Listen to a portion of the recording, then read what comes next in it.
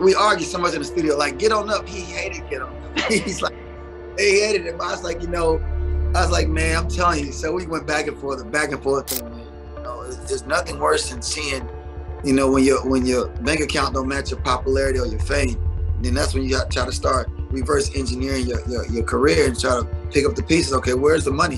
What DeVante Swing just revealed about Mr. Dalvin changes everything. Two sets of brothers who started with guns pointed at each other's heads would somehow create R&B's most revolutionary sound. When we fight so much.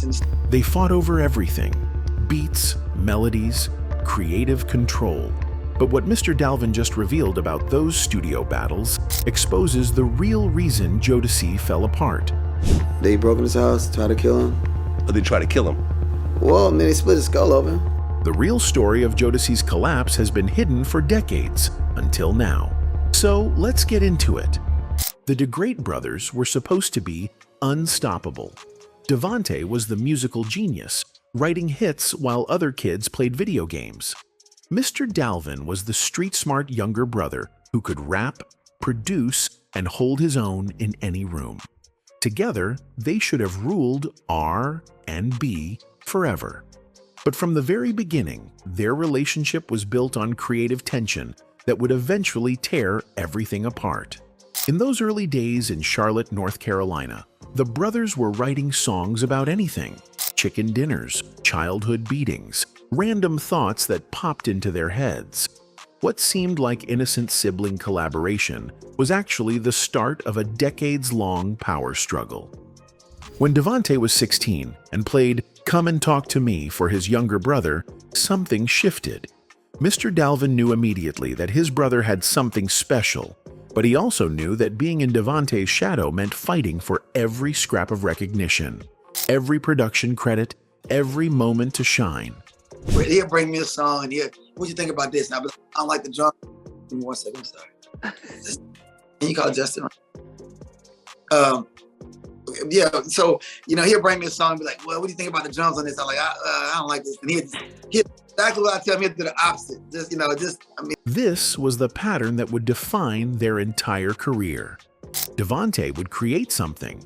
Mr. Dalvin would challenge it. And DeVante would do the opposite just to spite his younger brother. What looked like creative collaboration to the outside world was actually a constant battle of wills between two strong personalities who refused to back down. The fights weren't just about music, they were about respect, control, and who really deserved credit for Jodeci's success.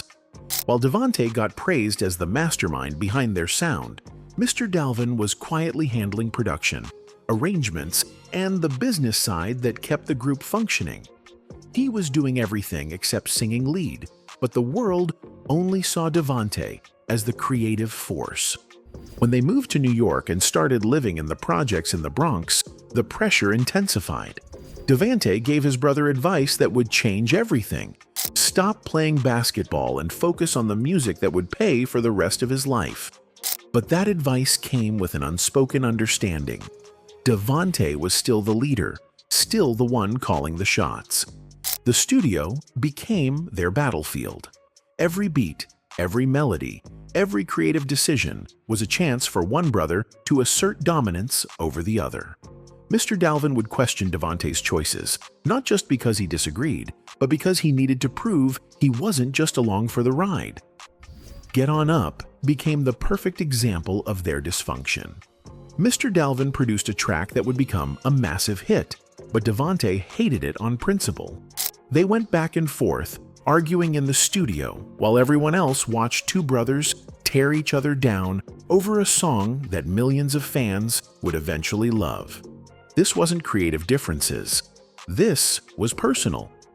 Two brothers who loved each other but couldn't work together without turning every session into a war zone.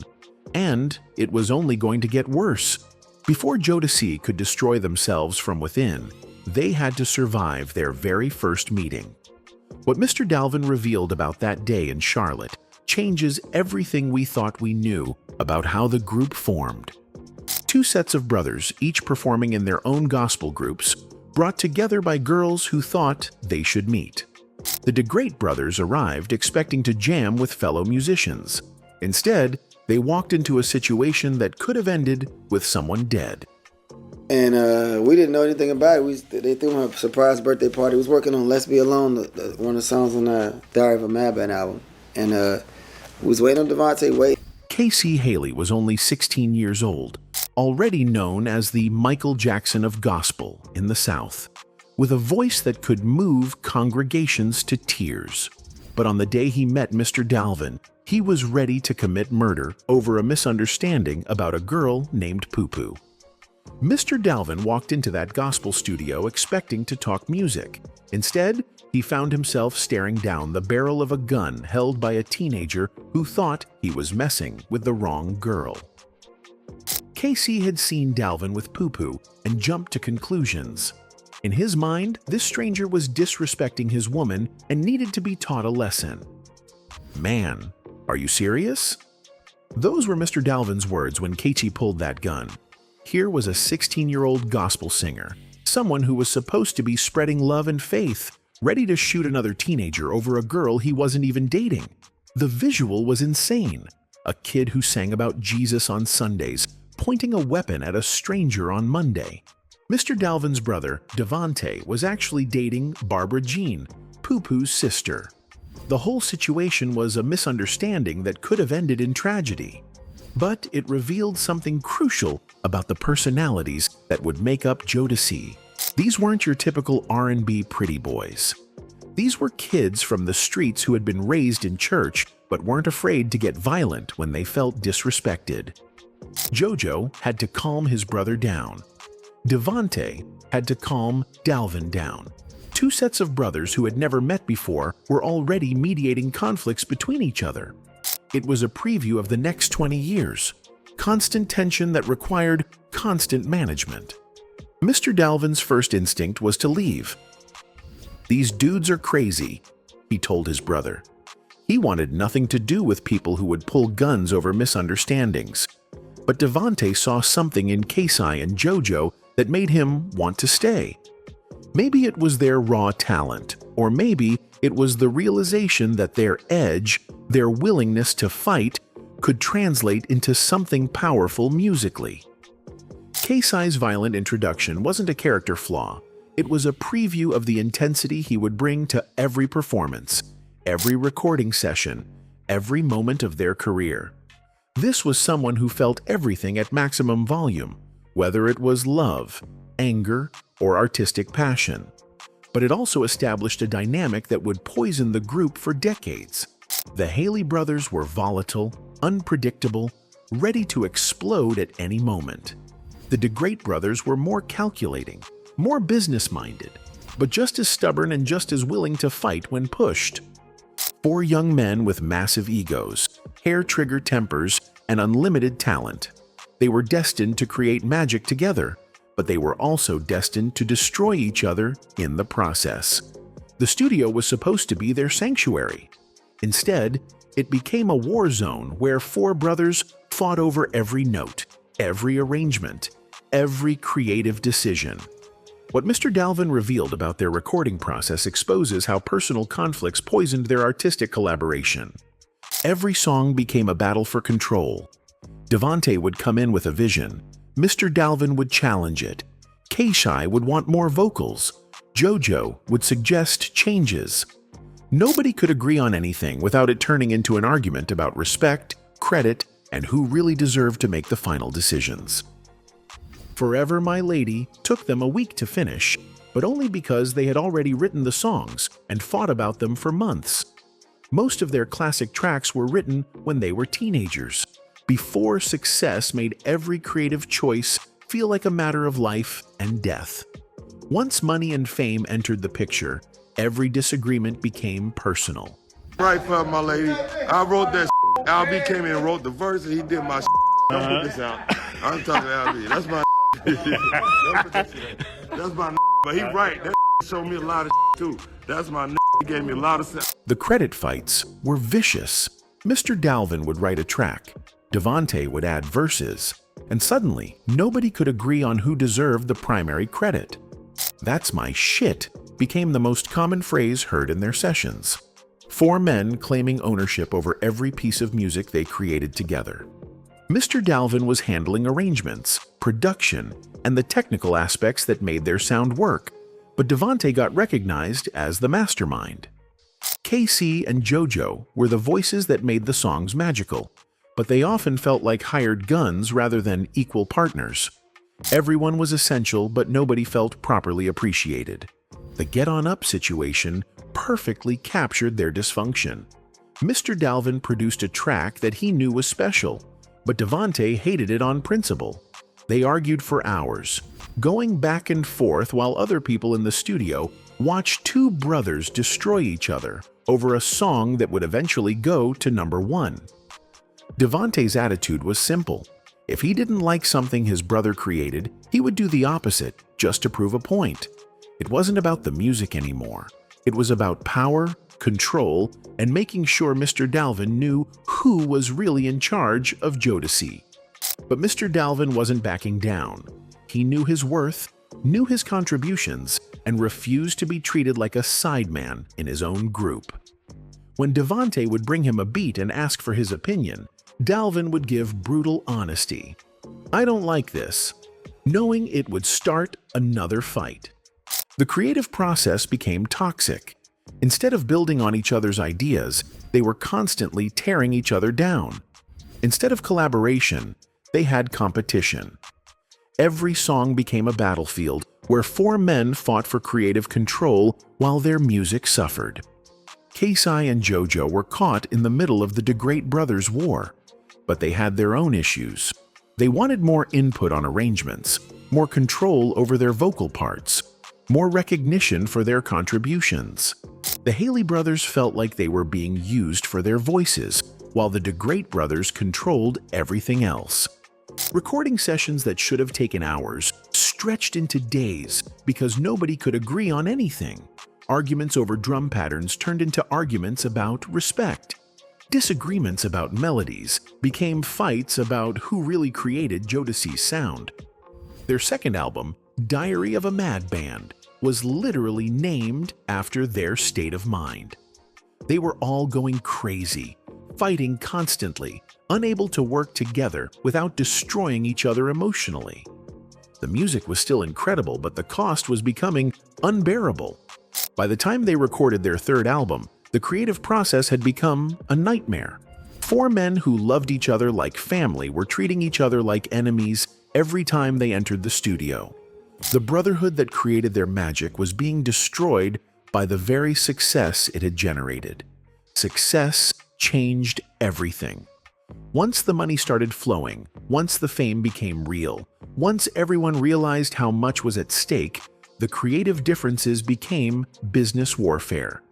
What Mr. Dalvin revealed about their financial struggles exposes how the industry destroyed their brotherhood from within. There's nothing worse than seeing, when your bank account don't match your popularity or your fame. Then that's when you got to try to start reverse engineering your career and try to. This was the beginning of the end. 4 young men who had trusted each other completely suddenly realized that their finances didn't match their success. Millions of fans, sold-out concerts, #1 hits, but somehow the money wasn't reaching their bank accounts the way it should have. Mr. Dalvin admitted they knew zero about the business side when they started. Like most artists, they were so focused on the music that they ignored the contracts, the publishing deals, the management agreements that would determine their financial future. By the time they realized how badly they were being exploited, it was almost too late to fix. The group that was supposed to be a family business became a source of suspicion and paranoia. When your bank account doesn't match your popularity, you start looking for someone to blame. Maybe it's the label, maybe it's management, maybe it's one of your own brothers keeping money that should be shared equally. It begins to divide and conquer, Mr. Dalvin explained. Some members wanted to keep making records regardless of the financial problems. Others refused to record another note until they got their business straight. Different opinions about money led to different strategies, which led to the group pulling itself apart. Every business decision became personal. Who was getting paid what? Who had more control over their careers? Who was making deals behind everyone else's back? The trust that held them together as teenagers was being destroyed by the realities of the music industry. DeVante created Swing Mob, discovering talents like Timbaland, Missy Elliott, and Genuine. But instead of celebrating their brother's success as a producer and mentor, the other three began to wonder if he was building his own empire, while Jodeci struggled with label problems. The death row situation made everything worse. Rumors spread that Jodeci wanted to leave Uptown Records and join Suge Knight's operation. Whether true or not, the speculation created more tension within the group. Were they making major career decisions together, or was someone negotiating deals without consulting the others? Casey and JoJo started recording as a duo, partly because they wanted creative freedom, and partly because they needed income while Jodeci's business problems remained unresolved. But their solo success created resentment. If they could make hit records without DeVante and Mr. Dalvin, what did that say about the value of the group? Mr. Dalvin pursued his own solo career, releasing Met AM or Fic in 2000. Every individual project felt like a betrayal to the others, even though everyone understood the financial necessity. They were all trying to protect themselves economically, but they were destroying their unity in the process. The business pressures were relentless. When you're not getting paid fairly for your work, when you're fighting with your label, when you don't trust your management, when your own group members are pursuing separate careers, the Brotherhood becomes impossible to maintain. By the mid-90s, they weren't just fighting about music anymore. They were fighting about money, about credit, about who deserved what percentage of their success. Every conversation became a negotiation. Every decision required lawyers and contracts instead of handshakes and family trust. The industry had taught them to see each other as business partners instead of brothers. Once that transformation was complete, Jodeci, as they knew it, was finished. They could still perform together, still record together, but the unconditional love and trust that created their magic was gone forever. The final chapter of Jodeci's Brotherhood wasn't written in a recording studio or a boardroom. It was written in blood on Mr. Dalvin's birthday, when violence invaded their inner circle and exposed just how dangerous their world had become. They broke in his house, tried to kill him. Or they try to kill him? Well, I mean, they split his skull open. It was supposed to be a celebration.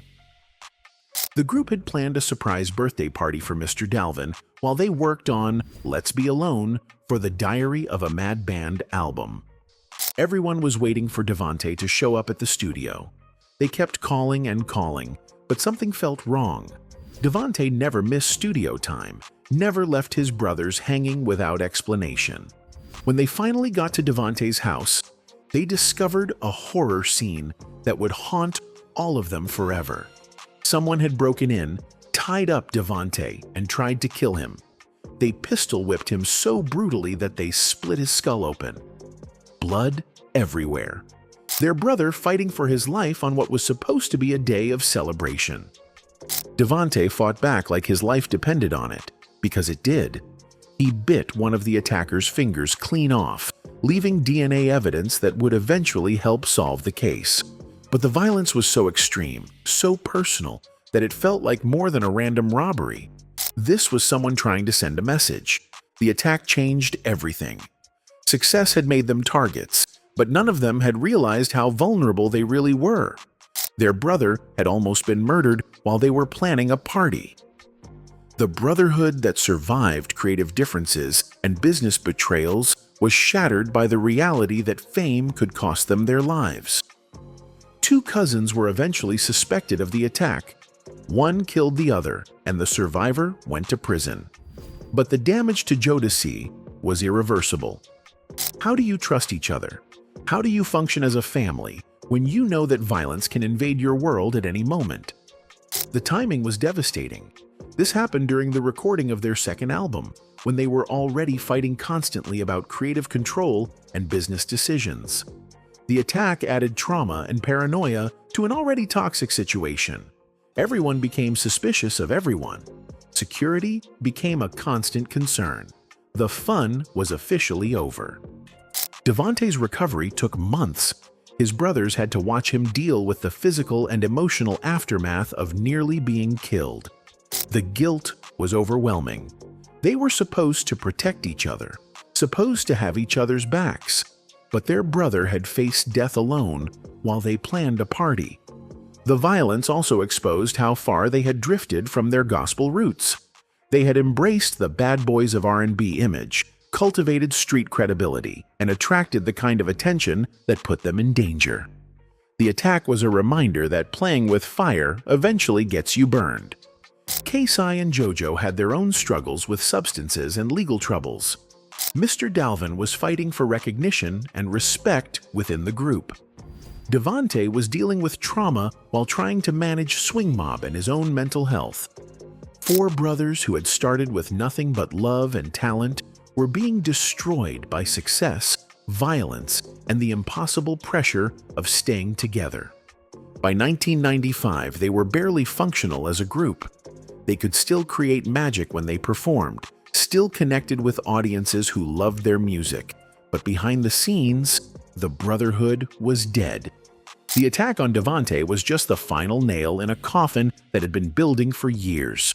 The real tragedy of Jodeci wasn't that they stopped making music together. It was that four brothers who loved each other unconditionally were turned into strangers by an industry that profits from division and a culture that celebrates destruction. They survived the violence, but they couldn't survive the success that made them targets in the first place. What started with a gun pointed at Mr. Dalvin in a gospel studio ended with his brother's blood on the floor of his own home. The circle of violence that defined their journey was finally complete, and Jodeci, as the world knew them, was finished forever. Anyway, that's it for this video, folks. Bye.